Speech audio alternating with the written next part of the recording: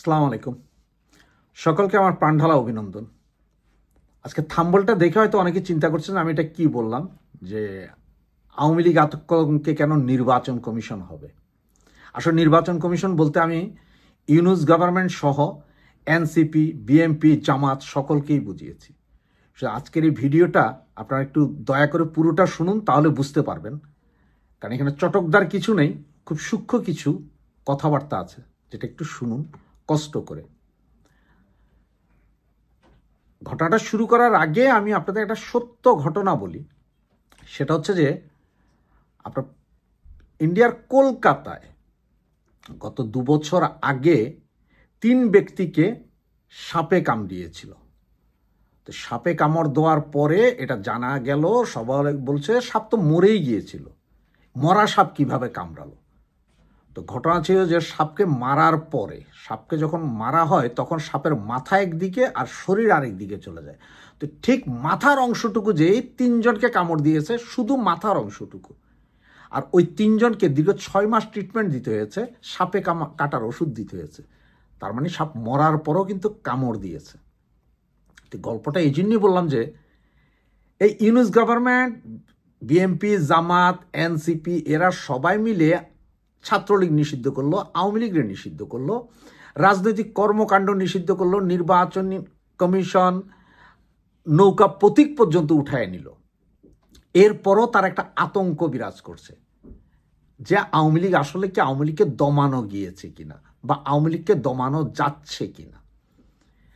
আপনার খেয়াল করে থাকতে পারবেন যে বেশ কিছুদিন ধরে একটা আলোচনা চলতেছিল যে হ্যাঁ, আওয়ামী লীগের কেউ যদি ভালো থাকে বা কেউ যদি ভালো হয়, কারো যদি কোনো অন্যায় না থাকে, তারা যদি ওকে থাকে, তাহলে তারা স্বতন্ত্র ইলেকশন করবে, প্রতীক নাই তাতে কি হয়েছে, স্বতন্ত্র ইলেকশন করে জিতে আসুক, দেখাক, এইসব কথাবার্তা চলতেছিল।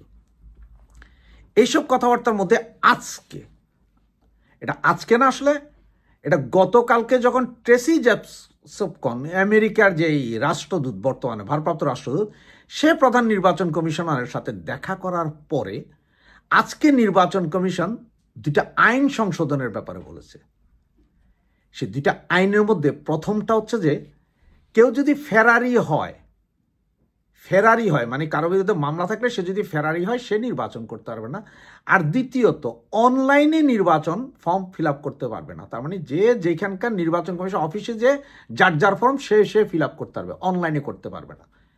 এখন এই 2টা চেঞ্জ করলে কি দেখেন, বাংলাদেশ আওয়ামী লীগের মোটামুটি 80% নেতাকর্মীর নামে মামলা আছে। সুতরাং এখন মামলা আছে, সবাই একটু সাবধানে আছে, কেউ আর আপনার সামনে ঘুরেফেরা করছে না। তার মানে পুলিশের ভাষায় এরা সব ফেরারি। আর অনেক ক্ষেত্রে দেখা যাচ্ছে যে পুলিশ টাকা পয়সা নিয়েও আসামি না ধরার কারণে এটা হচ্ছে যে ফেরারি।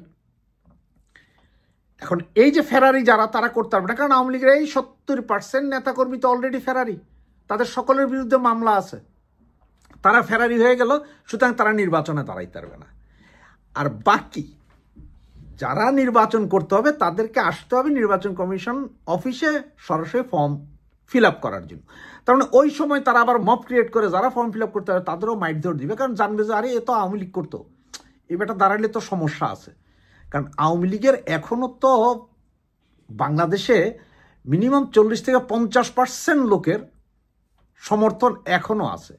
তাহলে এরা যদি দাঁড়ায়া যায় স্বতন্ত্র, একটা বিশাল ফ্যাক্টর হয়ে যাবে। দেখেন, আপনাদের মনে আছে হয়তো এই যে পাকিস্তানের ইমরান খানকে যখন জেল দেওয়া হলো, ইমরান খানের পার্টিকে বাতিল করা হলো, প্রতীক বাতিল করা, সব বাতিল করার পরও সারা পাকিস্তানে ইমরান খানের পার্টি স্বতন্ত্র দ্বারায় জিতে গেছিল। এইটাই ওরা এখন নিছে যে আওয়ামী লীগ যদি স্বতন্ত্র প্রার্থী হয়ে দাঁড়িয়ে যায় তাহলে তো সমস্যা, তাহলে তো আমরা আর আমাদের ইচ্ছা মতন ভোট করে যে সংসদে বসতে পারবো না। বিএনপি, জামাত, এনসিপি যে যতই বড় নেতা হবেন না কেন, আওয়ামী লীগ তো বিশাল একটা ফ্যাক্টর। এখন আওয়ামী লীগ নামে হোক আর স্বতন্ত্রতে হোক, চেহারাটাই বিশাল জিনিস। কারণ ওই স্বতন্ত্র প্রার্থীগুলোকে যে আওয়ামী লীগ তো সমর্থন দিয়ে দিবে। কারণ ফর এক্সাম্পল আমি দাঁড়াই গেলাম কালকে একটা আসন থেকে, আমি আওয়ামী লীগ করি সবাই জানে, আমি দাঁড়াই গেলাম সেখানে। এখন দাঁড়াই গেলে কি হবে, দাঁড়াই গেলে যদি আমি জিতা যাই স্বতন্ত্র হইয়া, তাহলে তো একটা সমস্যা। এই কারণেই বলা হয়েছে ফেরারি আসামি। দেখেন, বাংলাদেশের সংবিধানের 60 কি 66 অনুচ্ছেদে আছে একমাত্র সাজা, যাদের সাজা হবে ফৌজদারি মামলায়, যাদের সাজা হবে, সাজা খাটা ব্যক্তি পরবর্তী 5 বছর ইলেকশন করতে পারবে না। আর এখানে বলছে ফেরারি, তার মানে আমার বিরুদ্ধে মামলা আছে বর্তমানে। ফেরাজ আমি যেই সময়কার মামলা, যেই ঘটনার মামলা, ওই সময় আগে পরে প্রায় 10 বছর দেশেই ছিলাম না, 10 ইয়ার্স। এরপর আমার নামে ওই সময়কার একটা মামলা দেওয়া হলো, এখন বলতেছে আমি ফেরারি, আমি পলাতক। তো এরকম আপনার হাজার হাজার মামলা হয়েছে, যেই মামলায় আসামি করা হয়েছে, কিন্তু মামলার বিচারে যে ওই মামলার একটাও টিকবে না, যে আপনার আসামি সেটা টিকবেই না। এছাড়া আপনার দিয়ে দেওয়া হয়েছে 400, 500, 700 অজ্ঞাতনামা মামলা। তার মানে আপনি গেছেন নমিনেশন ফিল আপ করতে, আপনি কে অজ্ঞাতনামা মামলায় আসামি দিয়ে ফেরারি দেখা, মানে আপনি বাতিল, সোজা বাতিল। এখানে হচ্ছে যে টেকনিক, এই টেকনিক করে তারা নির্বাচনে যাচ্ছে, নির্বাচন করার চেষ্টা করতেছে। তবে মনে হয় না এই নির্বাচন এভাবে করে তারা জিততে পারবে বলে, বা এই নির্বাচন এভাবে হবে না। শেখ হাসিনা বিহীন নির্বাচন, আওয়ামী লীগ বিহীন নির্বাচন হবে না। যার কারণে আপনার ওই সাপে কাটার কথা বলেছিলাম, যে সাপ মরছে ঠিক, কিন্তু মাথার ভিতরে তো সামান্যতম হলেও জীবন ছিল, ওই তো সবল দিয়ে দিছে। এখন এরাও ওইটাই দেখতে যাচ্ছে যে আওয়ামী লীগ তো সব করলাম, আসলে আওয়ামী লীগ আছে না নাই সেটা দেখার জন্য।